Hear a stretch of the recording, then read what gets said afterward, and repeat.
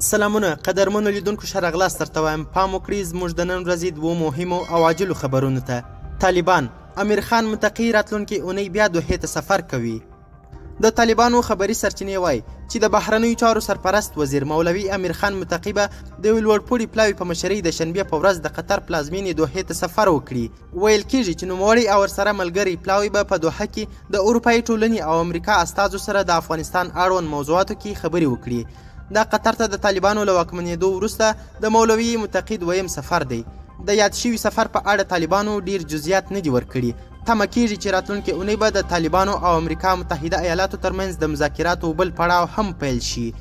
دا سفر په داسې مهال پلان شوی چې افغانستان کې بشري بحران ورځ تر بلې شدید کېږي او د خلکو شکایتونه په زیاتېدو دي. نړیوالو بنسټونو خبرداری ورکړي چې د افغانستان بانکي نظام د سقوط پر لور روان دی او د نقدو پیسو کمښت ورځ تر بلې په جدي ستونزې بدلیږي. امرالله صالح وایي افغان بانکونه نه سقوط کېږي، سقوط شوي دي. د افغانستان د بېواکه شوي ولسمشر اشرف غني لومړی مرستیال امرالله صالح وایي چې د افغانستان بانکونه د سقوط په حال کې نه دي بلکې دا بانکونه عملا سقوط شوي دي.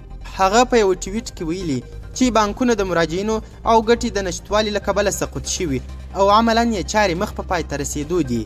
مخکینی مرستیال ولسمشر یو ځل بیا پاکستان د افغانستان په اشغالولو تورن کړی او ویلي چې اوس د پاکستان خپلو استازو یعنی طالبانو ته نقدي پیسې واستوي او ودې ژغوري.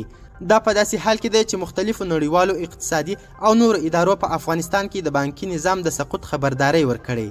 طالبانو بیا ویلي چې دوی افغانستان ته د ازادۍ په اخیستلو خپل مسؤلیت ترسره کړی او نور که هره فاجعه رامنځته کیږي نړیواله ټولنه او امریکا متحده ایالات یې مسؤل دي. د افغانستان لپاره د امریکا مخکنی ځانګړي استازي زلمي خلیلزاد چې طالبانو سره د امریکا د سولې تړون لاسلیک کړی و د طالبانو دغه تور رد کړی. هغه ویلي چې امریکا د افغانستان د اوسني وضعیت په اړه هیڅ کوم مسؤلیت نه لري. قدرمنو لیدونکو زیاته مننه چې ویډیو مو تر پایه وکتل. زموږ چینل سبسکرایب او ویډیو شیر کړئ. تر بیا او بلې ویډیو د الله پامان.